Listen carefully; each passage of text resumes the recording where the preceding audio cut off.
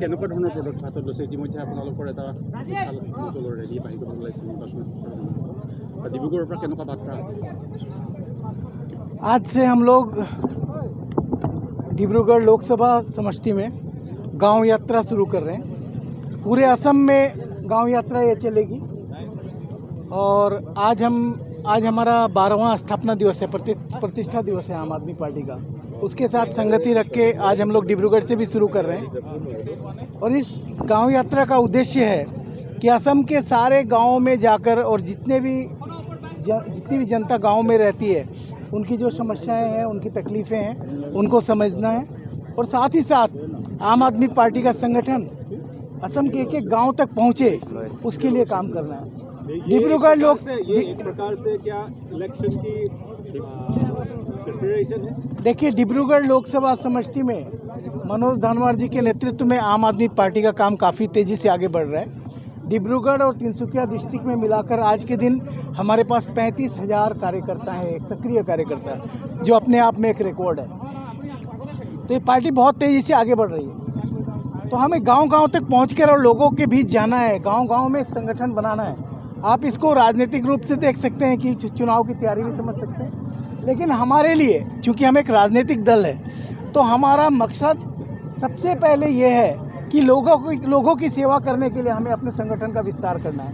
इसके लिए हमें गांव-गांव तक पहुंचना होगा, लोगों से मिलना होगा, उनसे बातें करनी पड़ेगी, हमारा संगठन बनाना पड़ेगा, क्योंकि जब संगठन होगा तभी आप चुनाव लड़ सकते हैं। सिर्फ हवाबाजी करके आप चुनाव नहीं जीत सकते। चुनाव जीतने के लिए सबसे ज़रूरी चीज़ है वो है संगठन। भारतीय जनता पार्टी के पास जिस तरीके का कैडर है, उससे भी मजबूत संगठन आम आदमी पार्टी असम में बनाएगी।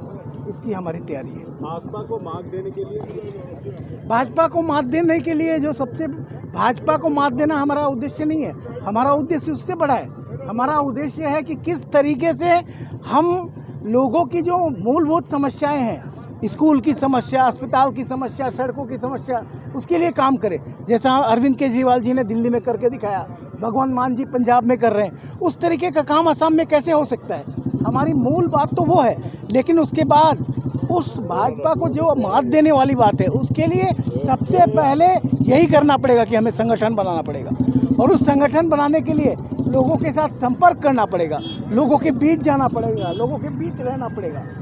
तो वो हवाई राजनीति हम करने वाले नहीं हैं कि ऊपर काम करें। हम गांव-गांव में जाएंगे, हर चाय बागान में जाएंगे, हर बस्ती में जाएंगे, लोगों के बीच में रहेंगे, उनकी समस्याओं को समझेंगे और उनके लिए काम करेंगे। বিৰোধী দিনটো বাছি লৈছোঁ যাতে আমি আমাৰ গাঁৱলৈ যোৱা যিটো যাত্ৰা আজি আমি শুভাৰম্ভ কৰিব পাৰোঁ। এই যাত্ৰাৰ আচলত আজি শুভাৰম্ভ হৈছে আৰু আগন্তুক 1 মাহৰ ভিতৰত আমি ডিব্ৰুগড় লোকসভাৰ অন্তৰ্গত যিমানটা গাঁও আছে প্ৰতিখন গাঁৱলৈ যাম। আমি প্ৰতিখন গাঁৱৰ আমি লোকসকলৰ মাজত যিখিনি তেওঁলোকৰ সমস্যা আছে বুজ ল'ম। তাৰ লগে লগে আমাৰ যিটো বুথ কমিটিৰ কাম বাকী আছে ইতিমধ্যে আমি হাতত লৈছোঁৱে। এই বুথ কমিটি আমি যিটো কাৰ্যসূচী সম্পন্ন কৰিবলৈ গৈ আছোঁ আগন্তুক 1 মাহৰ ভিতৰত। সেইটো তেওঁলোকৰ আভ্যন্তৰীণ কথা বুলি ক'ম, কিন্তু যি কি নহওক, যেতিয়াই এটা দলৰ মানে সাংগঠনিক তেনেকুৱা ধৰণৰ কথা হয়, দলে নিশ্চিতভাৱে চিন্তা কৰিব লাগিব যে এনেকুৱা কিহৰ কাৰণেনো হৈ আছে। কিন্তু যেহেতু তেওঁলোকৰ এইটো ভিতৰৰ কথা হয়, মই তাত এই বিষয়ে একো মন্তব্য আপোনালোকৰ ওচৰত দিব বিচাৰোঁ। নিশ্চিত হৈছে বুলি কৈছে লুঞ্জী গগৈ। আপুনিও যিটো দাবী কৰিছে, আপোনাৰ দলীয় কৰ্মী সমৰ্থকসকলে বিচাৰিছে, এই ক্ষেত্ৰত কিবা ক'ব নেকি আপুনি? নহয়, এইটোতো ইণ্ডিয়া এলায়েন্সে যিহেতু এটা বিৰোধী ঐক্য মঞ্চ এটা প্ৰস্তুত হৈছেই, বিৰোধী ঐক্য মঞ্চই যেতিয়ালৈকে কিবা এটা ঘোষণা নকৰে আৰু আমি মঞ্চৰ এটা অংশীদাৰ হয়, গতিকে তেতিয়ালৈকে আমি কোন কেণ্ডিডেট হ'ব এই ক্ষেত্ৰত আমি কোনো মুকলিকৈ আপোনালোকৰ ওচৰত ক'ব খোজা নাই।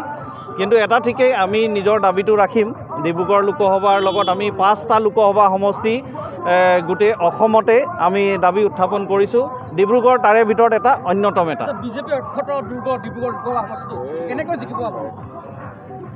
নাই, মই জিকিম বুলি ক'বলৈ নাযাওঁ। আমি এইটো প্ৰাৰ্থীৰ ক্ষেত্ৰত ক'বলৈ নাযাওঁ, কিন্তু দলীয়ভাৱে আমাক নিশ্চিতভাৱে আমাৰ আটাইতকৈ মূল মন্ত্ৰটো হ'ব লাগিব সংগঠন।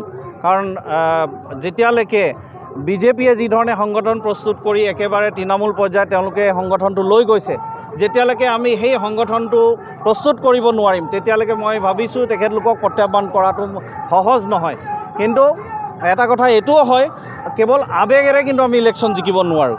ইলেকশ্যন জিকিবলৈ হ'লে আমাৰ আৱেগটো লাগিব নিশ্চিতভাৱে, কিন্তু সংগঠনটো বিজেপিতকৈও মজবুত সংগঠন আমাক লাগিব যাতে ইলেকশ্যন জিকিব পৰা যায়।